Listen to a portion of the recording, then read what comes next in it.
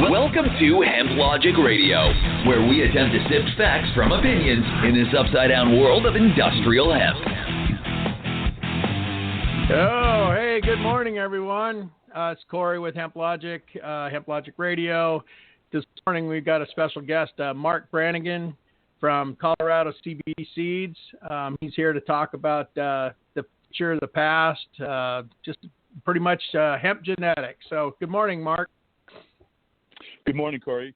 Thank you for having me on the show. Right on. Well, I appreciate it. You and I have had a few conversations, and HempLogic is kind of signed you guys on as our seed provider. We went through, I don't know, probably 10, 15 people reached out to us wanting us to sell their seed, and you guys, we're the ones that came out on top. So we're glad to have you on and talk about your genetics and talk about the hemp industry in general. So why don't you why don't we take this and take a minute and let you talk about who you are and tell everybody who you are, where you've been, and where you'd like to go. Sure, no problem. Short version, cannabis has been a part of my life since I was about 17 years old. So I'm very familiar with the plant, and I'll just kind of leave that at that. I've been in the hemp industry since. That's another show. It's another show. Yeah, it's another show. Might be R-rated, but I've been in the hemp industry since 2014. A little bit prior to that, I was building some large-scale outdoor marijuana farms here in Colorado. The one probably most notable is I was the original founder of Los Suenos, which was recently, I think, sold to MedMen, the publicly traded company, for quite a bit of money. But, it was at that time that I learned about hemp and CBD, obviously kind of following in the footsteps of Charlotte's Web. I was very impressed by, the ability to, grow as much cannabis as you want. And I say cannabis because hemp is cannabis as well. Having the ability with CBD to reach the mass markets, the entire United States and, other countries as well. So I started a company called CBDRx. That was 2014, 2015. We had a 100-acre farm in southern Colorado. I think our most notable part of that company was that we were actually the first USDA certified organic hemp farm in America. That kind of put us on the map. We harvested roughly 40 to 50,000 pounds. We were selling it to companies like Open Vape and some other companies that were using it for extraction, for smokable hemp, for terpene profiles. From that point, a couple years passed. I got into actually creating a company for CBD products for animals. It's called Hemp My Pet. And at the same time, I started to learn and play with genetics. I had secured some genetics out of Humboldt County, California, called Abacus. And this genetic was actually grown as a high CBD, low THC marijuana strain. And we bought that genetic, bought the rights to that genetic. And since then, we've been just basically making the genetic better. One, obviously making sure that CBD THC ratio is where it needs to be for hemp. And two, more importantly for us, is developing terpene profiles of our genetics, because I think, and I'm sure a lot of people are already seeing that, the CBD market as a commodity has been going down. But what you're starting to see take on and go up is boutique hemp with specific terpene profiles, relating to anything from full spectrum oils, extracting the terpenes, smokable flower, in the form of, joints, cigarettes, what have you. And these are, these genetics are what is, kind of demanding a premium now. And so I think you're kind of seeing a shift in the market. And that's kind of where we've set ourselves up, is to be able to provide, the small to medium-sized farmer genetics that grown correctly, dried and cured correctly, can be taken to market and made a nice profit on. So that's kind of where we're at right now. That's why we're looking forward to working with you to kind of service some of these farmers that, whether they were in the industry last year and got hurt because, they were growing CBD for biomass, because obviously the previous year, the demand for CBD biomass was through the roof. A lot of people made money, but now this past year, a lot of people are, stuck with their hemp and, scratching their head on, do I want to get back into this market or not? And that's something I've been reading in the last couple of days over the weekend was the permit process. The licenses are even higher than they were in 2019. And that just, oh my God, what are we getting into? But if you take it back and go, okay, farmers, what are you going to be getting into? Do you want to go for biomass? And obviously, do you have a contract? And all those questions come into play. But I've always been an advocate for, go small and do boutique and just do it really, really well and, make that product. And so you've got the CBG, factor coming into play, which it really boggles my mind on the genetic side. Maybe we can talk about that a little bit, but of just getting in and buying a genetic that is going to give these smaller farmers a chance to do something special and actually have a market for it at the end of the year. Sure. So the CBG craze is very interesting. It's actually a little mind blowing. It's actually a little scary because, obviously, we're learning our lesson on CBD, and now, with CBG, being the craze, and yes, it's understandable that genetic is in a higher demand, specifically right now because of the THC CBG ratio. Your total THC and a lot of these genetics, if they're from a good source, will stay under that 0.3 total THC. But CBG as a cannabinoid in product development is nowhere near the size of the CBD market. In fact, there's very few CBG products on the market to date. And, I don't know the exact numbers, but the amount of farmers that are switching over to CBG because once again they think that they're going to strike gold. And in my opinion, markets take time to develop. These companies that are selling CBD products, they're not just going to be like, oh well, forget about CBD. Here's CBG. And completely erase all of their SKUs and all of the educational materials that they put into developing these products. Wouldn't they say, oh well, CBG is better? So I just don't see that happening. And in fact, just kind of looking forward a little bit, I think you're going to see CBD prices over the next year potentially bounce back up because everyone's running this way. And I'm kind of a contrarian, so when the herd's going left, I like to go right. Yeah, and that only works at the top and bottom, but.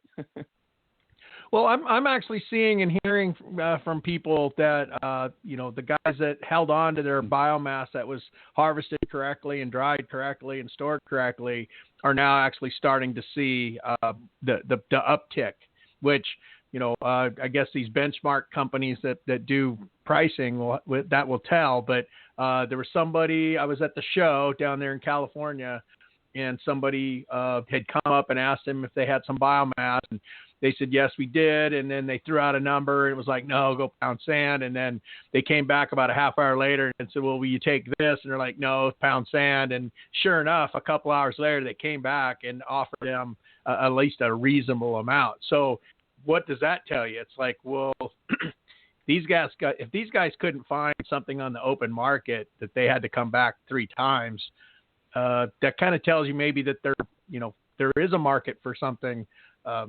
Who knows? I guess we'll have to see what these benchmark companies have to say about the pricing. But anyway, I think one other aspect you have to look at is the fact that last year and this year pretty much going to be the last 2 years where we can play this Delta 9 only game. Which is going to so anything right now that's over 10% CBD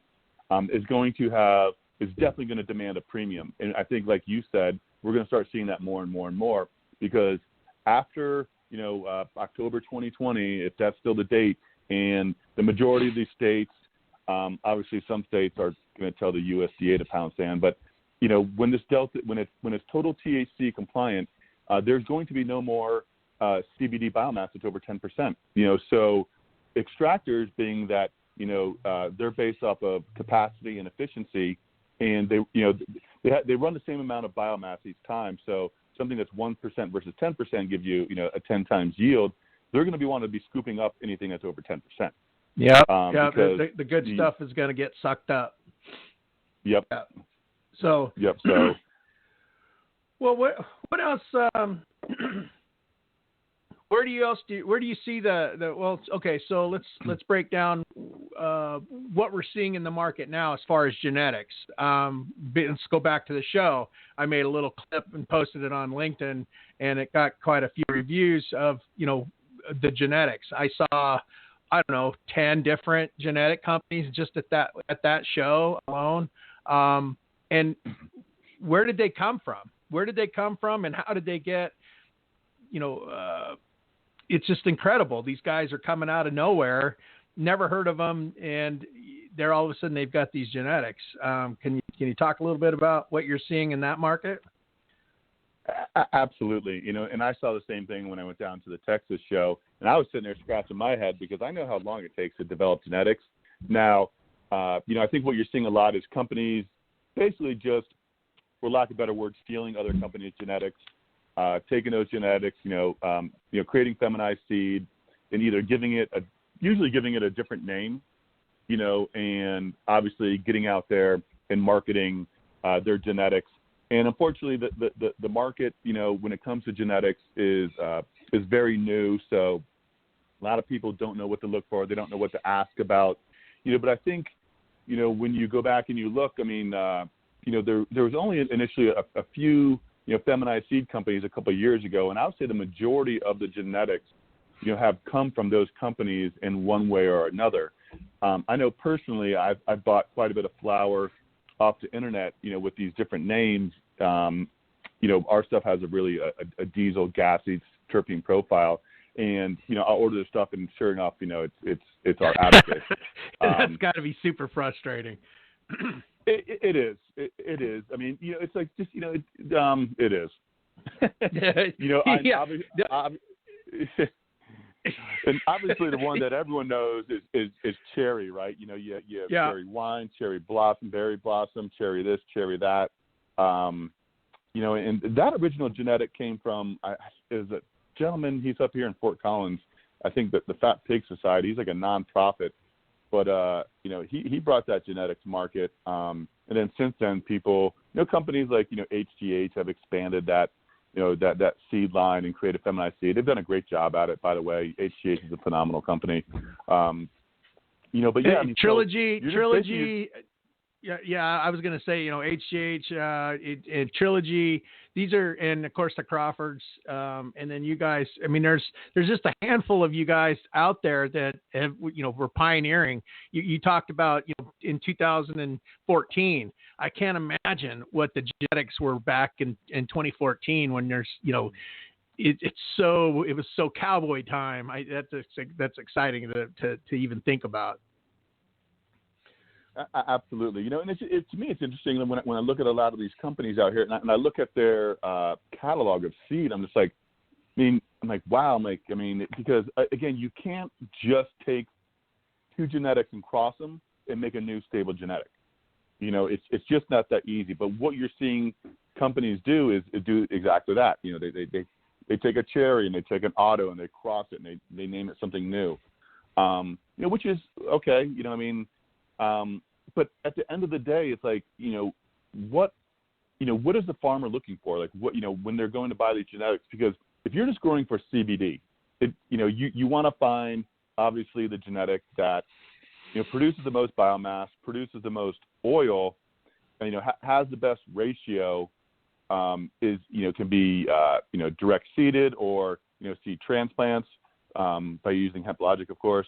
And, can be, either mechanically harvested if it's large scale or can harvest it easily. But other than that, if you're looking for boutique, there's just not that many companies out there that have developed genetics that you can actually search and find history of these genetics. For example, Abacus, goes back to 2014, 2015.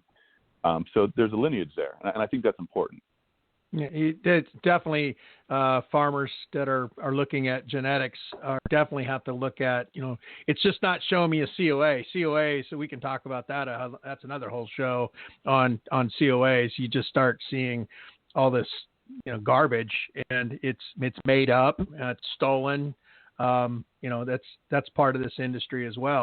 So yeah, farmers have to go through, and they're like, well, so let's just say that they walk up on a seed company that's, tell me about your seed. Well, we developed it in our lab, and I've heard stories of these genetic companies, going in and stripping they call it cleaning it up. They get in there and they start messing with the DNA of the genetic, and I don't understand that. It's way above my pay grade, but I don't even know if it's possible. But they've been at it, maybe let's just say 18 months. Even in 18 months, and I know enough to know that you can't breed a very stable genetic in that period of time. There's just not enough time unless you have unlimited resources and you can run how many different runs to get these genetics stable. Is that a fair assessment? It absolutely is a fair assessment. Obviously people are just, saying whatever they need to say to sell the seeds. And, to the point, are there companies out there actually, doing GMOs for the hemp industry? Absolutely. But it's not going to be one of these, fly by night, brand new seed companies. I mean, you're talking about companies that are extremely well funded, and they're probably mainly going after, trying to develop genetics for a lot of these minor cannabinoids, which there's, 120 different cannabinoids, so yeah. And if you walk up to a booth and there's some, long-haired hippie dude talking about how, they cleaned up their genetics and they turned off their THC alleles and it'll be, no detectable THC and, 28% CBD. And the CBG. No. It's 23% CBG. So yeah, that's right. No THC, 23% CBG, 18% CBD, and you just go, wow. Speaking of, I had a guy hit me up a couple weeks ago, and he says, "Hey, so I got 5,000 pounds of seed, and I got hot last year, and so I want to sell this seed, and I'll sell it to you cheap, 10 cents a piece." I went, "Wait, so you got hot, which means your seed has to be hot, and you want 10 cents a piece for it?" It's like, no. Well, why not? Dude, come on. There's enough problems in this world. I don't need to be adding your hot seed to the market. But, he'll drop it to 1 cent, and dump it. Sure. Yep. And it's probably, obviously created outdoor, non-feminized. Who knows where, the pollen came from, the pollen donor, and so, yeah, you got to be careful of you definitely get what you pay for when it comes to genetics. And, kind of touching on the whole hot aspect, I mean, you really need to know your state's testing protocols. That is very important because the majority of CBD genetics, if you let them go too long and you don't test and harvest at the right times, especially depending on which state you grow in, you could end up potentially having a problem. But the key is to know your genetics, know the history of the genetics, and most importantly, know what your state testing protocol is. A lot of states, will allow to go up to 0.39 because they consider 0.3 to be 0.31 to 0.39, which is, perfect for this industry. And then you have obviously other states which are Delta 9 only, like, Oregon. Obviously, they really don't care about much. I think Tennessee, I think North Carolina still might be that way. I know Nevada was. I'm not sure if they changed. Not sure what's going to happen in Texas, but those are all important factors to know. if you're new to this industry and you want to get into the farming aspects. Know your genetics, know your some of seeds, these know states, your testing protocol. Yeah, like I know Washington State, they added all these licensees, and there was no one to manage. I know for me in 2017, we tested, and and then we asked, so when are you going to come back? Because they were supposed to come back and test again, and they're like, don't worry about it, just do what you're going to do. And that was in 2017, and then fast forward to 2019, I heard that they had all these licensees and no one to test. There was no testing protocol, so it was wide open. I don't know if it's going to be like that again this year, but these new states that are coming on, there's so much uncertainty on how testing is going to be done. So I would highly recommend is if you're in a new state, this is your first year to really understand what your state's predicament is. Are they way understaffed? Is there 500 licenses and only one person to do all the testing? Chances are, unless you're within a a couple hours of the drive of that office, you're not going to get tested. That's my opinion. Sure. And I've heard, like here in Colorado, anything under 5 acres, they won't even bother with. Not to say that they won't, but that's just the rumors that we hear. Just because you have underfunded state hemp programs, and obviously in an industry market that is just exploding, and so Hey, Marc, let's pivot to explain feminized seed. I know it's something that it's been explained to me a couple of different ways. Can you explain what feminized seed is and how it's made, so people can understand a little bit about what they're actually purchasing when we talk about feminized seed? Absolutely. So the feminized seed process is by no way a natural occurrence that happens outdoor with cannabis plants. What you do is you're taking two genetics. One of them is going to be the pollen donor. The other one is going to be the pollen receiver. The one that's the pollen donor, so both plants are female. The one that's the pollen donor, you're going to force that plant to hermaphrodite. And there's a whole list of ways that you can do that, using basically you're stressing that plant out. And that plant will hermaphrodite and create feminized pollen. And I believe it's YY instead of XY. You will then take that pollen and pollinate the pollen receiver. And when those seeds form, they will be, 99.5 to 0.9% female. That's the short version of it. A lot of times, so not every single genetic responds the same. Some genetics will not hermaphrodite and produce pollen, but when you look at it, you're basically taking two females, and one is producing feminized pollen through stress, and the other one's receiving that pollen and creating the feminized seed. Now, to create a stable seed, you would think, okay, well, I'm just going to take two plants of the same genetic and breed them together, and I'm going to create a stable seed. Well, that's actually not the case, because you actually have to go through a series of either inbreeding or selective breeding till you get to a point to where it's 90+% stable. Usually, depending on the genetics and how stable they are to start with, will determine how stable each different F1 or S1 seed is, and that takes time. And there's no way around that whole process. Yes, with the proper equipment and testing, you can test out the ratios of those genetics once you pop the seeds and know which ones have the best ratios. But for us, when you're looking at terpene profiles, you have to flower that plant all the way out to know, okay, this one has the terpene profile we want. It also has the cannabinoid ratio that we want. It has the percentage of terpenes that we want. So yeah, unfortunately, there's no shortcuts in that part of creating stable. What about colloidal? Is it colloidal silver? I've heard that. What is that? Yeah, colloidal silver works well. That's what a lot of people use, and they spray that on the plants. And basically, again, it just stresses the plant out. And the plant, when it gets stressed out, the plant thinks basically that it's going to die, and it wants to reproduce. That's the great thing about the cannabis plant.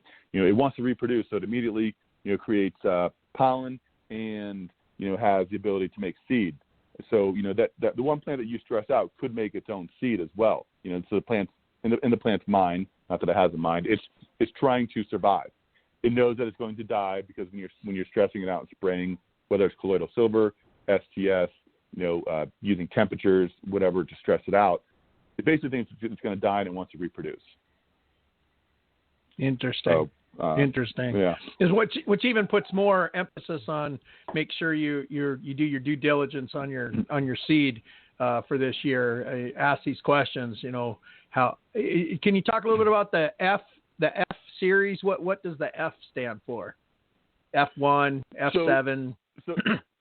So when you take two different genetics, right, and you cross them, that seed that is made from those two genetics would be an F1. You would then go through those seeds and pick out the ones that you'd want to keep, and when you cross those would be an F2. And usually by the time you get to an F4 or an F5, if you do it correctly, you can have that 90+% stability. S as in Sam, and S1 is where you're taking a single genetic and you force it to reproduce. So let's just say you have one plant, you clone it, and then you take that genetic, you self it. So one plant creates pollen, the other one receives the pollen, and that seed would be an S1 because it's selfed, because it's the same genetic. So then an S2 would be taking that seed, going through that seed, finding the phenotype and genotypes that you want, crossing those again, and you have an S3. Usually the S doing the selfing will get you to stability a lot quicker than using two different genetics. But again, it really determines on what you're starting with and what your goals are. Because when you look at all the different phenotypes and genotypes within a plant, you can't. You have to focus on one or two, because if you try to focus on everything from how the plant grows, the terpene profile, the cannabinoid profile, how resistant it is to bugs, how resistant it is to mold, is it growing like indica, sativa, or ruderalis, is it short or long maturing? There's so many different factors. There's you so have many. To focus on so many. There's so many. I was in a greenhouse, a breeding greenhouse, a month ago or so, and they had I don't know 10,000 plants in a row, and they were doing they were pulling plants, and it was just okay. It's just it's fascinating, but it's also so far over my head that I don't get it. But and then you start talking about crossing and F this and F that, and you're like, oh, okay, that's why the genetic guys are doing well right now, because they understand this stuff. So what do you see in the future, Marc? What is the future of hemp? As far as I can tell my version of where I see the hemp industry by the equipment being sold. We were selling, touting the Formation Ag headers last year, and then literally by the end of the year, they had found a different size stripper header and modified that. And so we start to look at this, and then you start to hear, what the Canadians are doing, and they're planting at, 10, 15 pounds an acre, and then coming through and pulling these and using these stripper headers, pulling the biomass off the stalk right in the field, and then sending it through a drying system. So obviously the genetics are nowhere near what we have down here in the United States, but you look at the mechanization of the industry, and you go, all it takes is a 10 or 15% CBD no THC genetic that can be planted at 10, 15 pounds an acre. And these guys planting on 72-inch centers are going to be in trouble. Nope. Very, very true. Very true. That's one thing that I've always, preached to people growing our genetics for biomass is, that 2,500 plants per acre is you're wasting space. You need to be 7,000, 8,000 plants per acre. Again, if you're growing for biomass, because when you look at the price of CBD, it's a commodity, right? And you look at your cost per acre to produce it, you have to maximize your yield and limit your cost. So, and I think we're going to see, the hemp industry and the CBD industry continue to grow. You're going to see, I also think you're going to see, multi-use crops. And so that's a hemp crop that could be grown for both, let's say fiber, CBD, seed. So again, they're maximizing their revenue while, reducing or limiting their cost. So the day and age of just, growing for CBD, why? I mean, these companies are be growing 1,000-acre tracts, 2,000-acre tracts. They're going to have a lot of, fiber or roots. There's a lot of different uses for that plant, as we all know. And I think that the problem has just been that, I don't want to say the easiest thing to do is to farm hemp, but, the reality is, you can go plant seed and grow hemp. But when you're talking about setting up, decortication facilities or facilities that, can use that plant for those 25,000 other uses. And then you have to talk about the market that has to be built for those uses. That takes time, so. And CapEx that people don't understand. That's something I got video that I'm still breaking down and working on about the fiber side of this. But the big boys, the big ag, saw this in the California show. Big ag is coming, and they're coming hard and strong. And if you've got 20 acres and you plan on growing for biomass, you better know somebody with a lab that's willing to buy that, because there's going to be so much good quality biomass available come at the end of 2020. It's going to be hard to get rid of. So that once again, we start talking about genetics and bringing it circle back around. What is your goal? Is unique. I had a client that we just signed up that, he's wanting to build a winery type. He's in California. This allows him to do this, but build a winery type situation where he's building a boutique grow, and it's going to be for CBD. And hopefully we can get him in the limousine route, so we can get him on the so that when people get in a limo to go on these wine tours, they stop by the CBD place. That's a unique boutique type of situation. But definitely genetics are going to definitely come into play on that kind of situation. To kind of touch on that, what we're focused on doing is, and trying to help our farmers is that, is to build products around the cultivars. And I say cultivars, a lot of people use the word strain. Strain is actually incorrect. It's a cultivar. So, instead of just a CBD product, it's an abacus, full spectrum hemp product.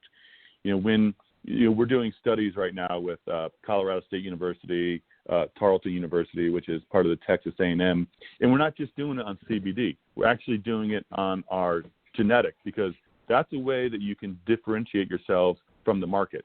Is that it's not just CBD. This is abacus that, if you look at the lineage, it's got a story behind it, but it's got similar terpene profiles, similar cannabinoid profiles, and all the other flavonoids that make that one genetic great.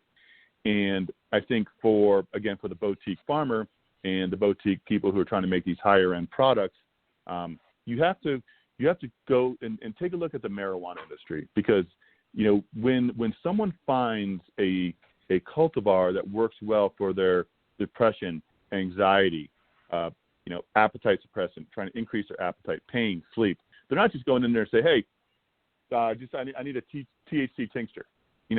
A lot of times, they have a specific cultivar strain that they like. That's the one that they will use. The same thing's going to happen in the hemp industry, especially on the higher end. Obviously, you always have your gas station, in your Walmart, in your Walgreens, just CBD, but that's not our genetics. Our genetics are for the people that want to be, actually show, this is our genetics. This is where it comes from. This is the studies that have been done behind it. This is why it's good. And when that person finds that genetic and they like it, they're going to stick with it. Whereas instead of trying to just shop for the best price. Yeah, it's not always about price. It's definitely not. It's not always about price. And I think we're really kind of trying to. It's something that I've always been talking about from HempLogic's inception was, find something you want to do inside the industry and go for that and do the best that you can. If you've got only 5 acres, then you have to do something unique to separate yourself. And I think that's what you're saying is, the boutique side of this industry is the one that's the small farmer is going to be able to make a living on it because it's certainly not biomass. It's Correct. Whether it's smokable. Correct. I heard, the smokable market. I see there's guys on LinkedIn that are making, 5 million packs of CBD cigarettes in a week. Or 5 million, maybe it's 5 million sticks. I don't remember. It's 5 million sticks. Well, wow. I know that they're going to be looking for boutique, really high terpene. When you open up that pack of CBD cigarettes, you want that to open up and go, holy smokes! What is that? You want that? What is that factor? And that's where the terpenes come into play. Yeah, and all those other cannabinoids are going to come into play. It's such a new market. It's exciting. I think that one actually excites me a little bit because back in the day when I was doing things, I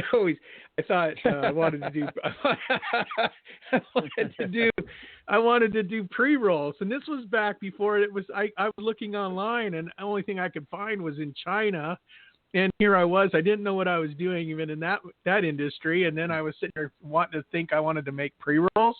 Whoa, I was ahead of my game by about 10 years. But that stuff interests me. It's like, I don't know. I was thinking outside the box, but not realizing that I was literally onto something and probably should have continued searching for that pre-roll machine. Right. So, right. Isn't it weird? Isn't it interesting the people that you run into and you don't really have a conversation, and then all of a sudden you realize as the conversation kind of devolves, it's like, oh yeah. Oh, I was there. Yep. I was there. I did that with you. Oh, yeah. There's interesting industry for sure. Absolutely. Well, what is there anything you want to is there anything you want to talk about? Is there as far as the future, we've already kind of covered that. The past, we could divulge. That's another whole show. But is there anything you want to add to the show, Marc? I just think that it's obviously farmers are you spend a lot of money on genetics. You spend a lot of money to farm, and I think they just need to make sure that they have the proper planning for harvesting, drying, and curing, because you can have the best. You know this. You can have the best flower, cannabis flower. And if you dry and cure it incorrectly, those terpenes are going to degrade. Terpenes are extremely volatile, so you need to be very careful not to degrade them. And if you do it correctly, and you have something that has bag appeal, whether it's a 50-gallon bag or a 1-gallon bag, there will be a market for that. Because most people are not doing it correctly now. So now is the time to figure it out, build your market, because like everything else, as soon as people figure it out, everyone's going to be doing it. So But the one good thing that I can say is that I still see marijuana on the market. I go into some of these dispensaries and they're not doing it. So it gives me hope that we still have a little time to make some real money in this industry, because if the marijuana industry is still selling a ton of crap, then, the hemp industry, which just literally started, 24 months ago with this whole smokable or even terpene profile, cultivar specific products, there's still time, but just, don't just plan on just, planting, growing, and you're going to make money. You have to take it all the way through. Yeah, it's a craft. It's a craft. If you master your craft, you will do well. I'm convinced of that. You talked about the marijuana industry, and the hemp industry is right behind it. But it's something that we talk about a lot is scale. It's the scale of this, and why is there really shitty marijuana still on the market? Is because it's scale. You can't grow 100 acres of really good smokable marijuana, and that's where the pre-roll thing comes into play, and all these other, they're breaking it down because people aren't, you only have a limited amount of really good flower material to sell. So it's the same way with the hemp market. There's a market there. You just have to master your craft. Completely agree. I mean, you look at where's Colorado at? We're close to like $1.5 billion in. I saw that. Holy smokes. Marijuana sales. So what does that say for the potential of the hemp smokable market? When I believe there's gonna be a lot more people smoking hemp than marijuana. So put you at 15, 20, 25 billion potential dollars, and that's not even talking about internationally, which obviously the demand for USA grown hemp is going to continue to increase. Obviously, it's a little bit more difficult to tap into those markets, but again, just takes time, and you're not just gonna strike gold that quickly, like people did a couple years ago. So just be in it for the long game. The short game doesn't work right now. No, and it's okay to be small. You know what? This client that I've got has 80 acres, and I said, we're going to do about 100 plants.